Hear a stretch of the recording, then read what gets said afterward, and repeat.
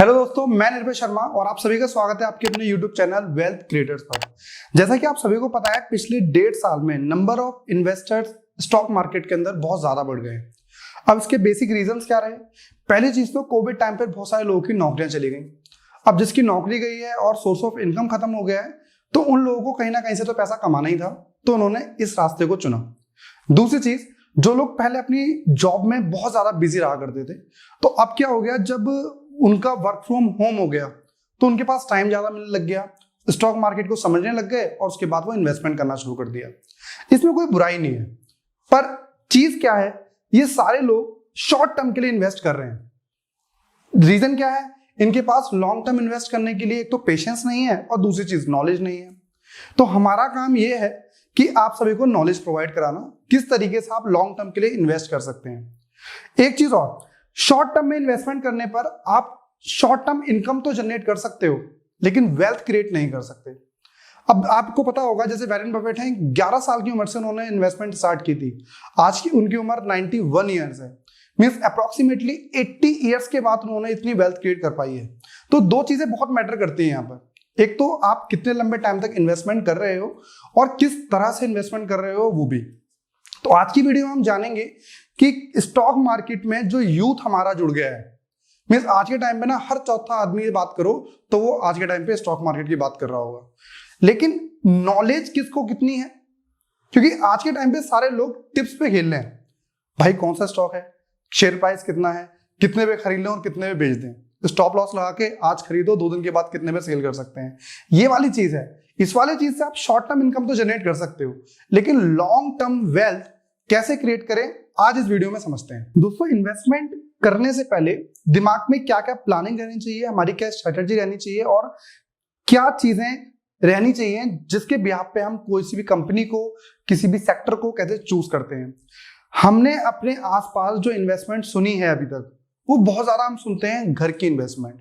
Means जब कभी भी आप एक घर ले लो, प्रॉपर्टी लेने के बाद उसमें रेंटल इनकम जनरेट करो, या वो कमर्शियल हो या फिर रेजिडेंशियल। ये वाली एक बेसिक ट्रेडिशनल इन्वेस्टमेंट है जो हमने अपने घर वालों से या एक मिडिल क्लास फैमिली से हमने सुनी होगी।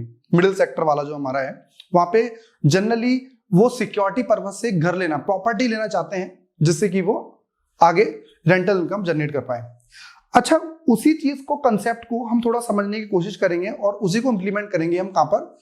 स्टॉक मार्केट के अंदर। सबसे पहली चीज, जब आप एक घर खरीदने जा रहे हो या फ्लैट खरीदने जा रहे हो, सबसे पहले क्या चीज रहती है? सबसे पहले चीज बात रहती है बिल्डर की। बिल्डर एक रेपुटेटेड होना चाहिए, जेन्युइन होना चाहिए, अच्छा होना चाहिए। ऐसा क्यों? पहली चीज, भाई जो घर आप खरीदने जा रहे हो वो मजबूती तो उसकी होनी चाहिए ना, और मजबूती किसको पता होगी? बिल्डर को। पहली चीज। दूसरी चीज कि जो आपको बिल्डर घर बना के देने वाला है, उसने कहा कि वाला घर आपको 2016 में कंप्लीट होकर मिल जाएगा, लेकिन वो घर वो आपको देता है 2018 में। मींस 2 साल लेट दिया उसने आपको घर। मींस आप कह सकते हो 2 साल की रेंटल इनकम उसने आपकी खाली। भाई प्रोजेक्ट जितना डिले होगा उतनी आपकी रेंटल इनकम खत्म होती जाएगी। तो दूसरी चीज, टाइम की कमिटमेंट होती है, प्रोजेक्ट आपका कब कंप्लीट होगा। तो पहला स्टेप आप क्या देखते हो कि आपके पास जो बिल्डर है वो रेपुटेटेड है या फिर नहीं, जेन्युइन बिल्डर होना चाहिए। दूसरी चीज, लोकेलिटी की बात करते हैं। लोकेलिटी किस बिहाफ पे? लोकेलिटी ऐसी कि आज जहां पर आप प्रॉपर्टी खरीद रहे हो तो कैपिटल गेन कितना होने वाला है। जैसे कि एग्जांपल लेते हैं, आप कहीं भी रहते हो तो यूपी के अंदर एक जेवर एयरपोर्ट बनने वाला है। न्यूज बहुत बाद में आई पब्लिकली, लेकिन उस टाइम पर प्रॉपर्टी के रेट्स बहुत हाई होना स्टार्ट हो गए थे। यदि आप पिछले 4 साल पहले वहां पर प्रॉपर्टी लेते हैं तो आने वाले 2-3 साल के बाद, मीन 7-8 साल के पीरियड में आप अपने प्रॉपर्टी के रेट्स को लगभग 10, 15, 20 गुना कर सकते थे। तो वो चीज हमारे पास स्टार्ट हुई। लोकेलिटी कैसा है? लोकेलिटी में कैपिटल गेन होगा या फिर नहीं। तीसरी चीज की हम बात करते हैं, भाई जब आप वहां पे रहने वाले हो, रहने के लिए बेसिक नीड्स वहां से कितना दूर है। मतलब सपोज वहां पर आप रेंटल इनकम जनरेट करने वाले हो, वहां पे एक फैमिली आने वाली है या फिर एक ऐसा आदमी आने वाला है जो जॉब करता होगा, उसकी फैमिली हो सकती है, उसको अपने बच्चे को स्कूल भेजना होगा, बेसिक नीड्स के लिए चीजें होंगी। हॉस्पिटल्स कहां पर है, प्लेग्राउंड कैसा है या फिर नहीं, कितना दूर है, उसके पास कोई व्हीकल होगा, उसकी सर्विस सेंटर आसपास है या फिर नहीं, ये सारी चीजें आप वहां पर देखते हो। फिर नेक्स्ट चीज क्या रहती है? उस एरिया के अंदर जॉब अपॉर्चुनिटीज होनी बहुत जरूरी है। जैसे गुड़गांव के अंदर प्रॉपर्टी के रेट्स बहुत जल्दी हाई हुए। रीजन क्या था भाई, बहुत सारी कंपनीज ने अपने ऑफिसेस गुड़गांव के अंदर शिफ्ट किए, और जब ऑफिस शिफ्ट हो रहे हैं तो ऑब्वियसली बात है वहां पर इंप्लॉयमेंट बढ़ रहा है। इंप्लॉयमेंट बढ़ेगा तो ऑब्वियसली वो आदमी यदि बैंगलोर से गुड़गांव आ रहा है या यूपी से बिहार से गुड़गांव आ रहा है तो उसे रहने के लिए जगह चाहिए। जब उसकी इनकम बहुत अच्छी है तो उसे रेंटल इनकम बहुत अच्छी जनरेट की जा सकती है। जैसे यदि मैं बात करूं, कुछ हॉस्पिटल्स में डॉक्टर्स बाहर से आए होते हैं, तो उस हॉस्पिटल के आसपास का जो एरिया होता है वहां पर नर्सेज डॉक्टर उस एरिया में रहते हैं, तो उन लोगों के लिए बहुत अच्छा रेंटल इनकम होती है। मींस आपने सबसे पहले क्या देखा, बिल्डर, दूसरी चीज लोकेलिटी, तीसरी चीज हमारे पास क्या थी, बेसिक नीड्स, एमिनिटीज आपके पास बेसिक, वो कितना दूर है, पॉसिबल हो कि उसके पास में ही रहे। नेक्स्ट चीज आपके पास क्या थी, जॉब अपॉर्चुनिटीज वहां पर कैसी हैं। लास्ट ऑप्शन में हम देखते हैं क्या, दैट इज प्राइस।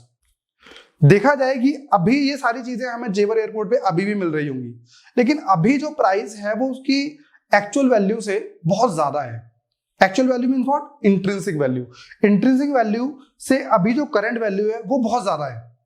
तो आई थिंक आप 4 साल पहले आपसे कहा जाता तो आप प्रॉपर्टी वहां ले लेते, लेकिन अब वहां पर इतनी वर्थ नहीं है जो 4 साल पहले की थी।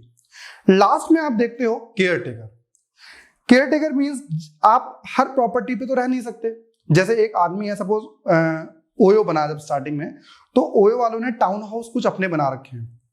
अब उन टाउन हाउस में हर टाउन हाउस को एक मैनेजर दे रखा है, that means what, care taker.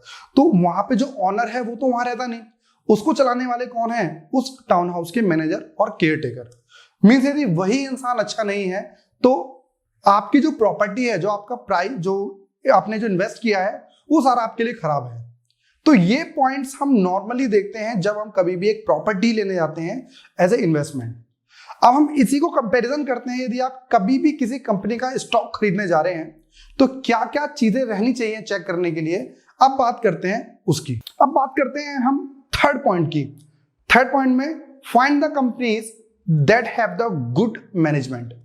Means देखो भाई, आप जो पैसा दे रहे हो ना कंपनीज को, जिसका स्टॉक आपने खरीदा है, तो उस कंपनी को आपने पैसे दिए हैं स्टॉक के बदले, तो वो पैसे को वो इन्वेस्ट करने वाले हैं मैनेजमेंट वाले लोग आपके बिहाफ पे। मींस उसको, जो आपने कंपनी खरीदी है उसे डाइवर्सिफाइड करना है, उसे और एक्सपेंड करना है, वो कौन करेगा, आप तो नहीं करने वाले। तो आपके पैसे को इन्वेस्ट करेगी वो मैनेजमेंट। जिस तरीके से हमने घर में देखा था ना केयर टेकर, सिमिलरली यहां पर भी जो कंपनी की मैनेजमेंट है उसका बहुत बड़ा रोल होता है यहां पर। और लास्ट पॉइंट हमारे पास आता है, दैट इज प्राइस। आपको कभी भी कितनी भी अच्छी कंपनी आपको मिल रही है और इंट्रिंसिक वैल्यू से बहुत ज्यादा प्राइस पे है, तो आपको खरीदनी नहीं है। इसका एग्जांपल मैं दूंगा नेक्स्ट वीडियो के अंदर, जहां मैं आपको समझाऊंगा जब कभी भी स्टॉक आप खरीदते हो तो एंट्री किस पॉइंट पे करना सही रहेगा। तो दोस्तों आज के लिए सिर्फ इतना ही। 4 पॉइंट याद रखने हैं आपको। पहली चीज आपको देखना है सेक्टर, आप चूज करो। आपका रिलेटिवली सेक्टर है तो अच्छी बात है, अदरवाइज एक सेक्टर चूज करो जो लंबे टाइम के लिए आपको नॉलेज देके जाए और वेल्थ क्रिएट करने में हेल्प करे। दूसरी चीज, उस सेक्टर की सबसे अच्छी कंपनी ढूंढो। तीसरी चीज, सेक्टर मिल गया, कंपनी मिल गई, अब मैनेजमेंट अच्छी होनी बहुत जरूरी है। एंड चौथे थिंग इज प्राइस। तो ये चीजें आपने आज वीडियो के अंदर जानी कि किसी भी स्टॉक खरीदने से पहले किस किस पॉइंट पे आपको ध्यान देना चाहिए। मिलते हैं हम अगली वीडियो के अंदर।